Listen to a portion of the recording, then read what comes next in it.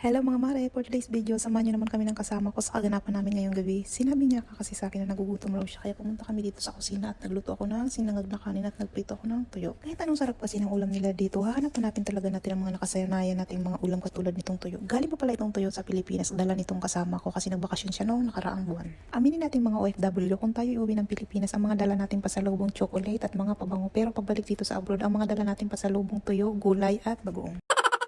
Tawang-tawa nga kaming dalawa dahil habang nagpiprito ako ng tuyo, siya naman nagagawa ng buhor. Para-paraan lang talaga mga mare para makakain ng tuyo. So, yung pagkatapos ko magluto, kumain na kami ng hapunan nitong kasama ko. Nauna na pala kami kumain dahil yung isa naming kasama ayaw pa kumain dahil busog pa raw siya. Kain nga kami, sabay kwentuhan kaming dalawa. Nakwento ko nga sa kanya na balak ko umuwi ngayong taon dahil gusto ko naman makasama ang aking pamilya. Yes, dito po every year ang uwi namin. Depende na lang po sa'yo kung kailan mo balak magbakasyon. Mahirap kasi umuwi na walang ipon lalo na ikaw lang inaasahan ng pamilya. Kaya sa mga kapwa ko OFW dyan, mag-ipon po tayo para kung magbakasyon man, may maidadala tayo para sa ating pamilya.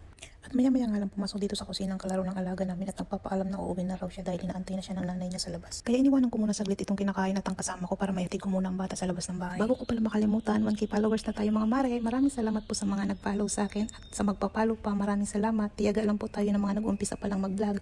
Sabi nga kahit konti man o madami, lagi magpasalamat dahil balang araw tayo ay aangat. So ayun, thank you so much for watching mga mare. Bye!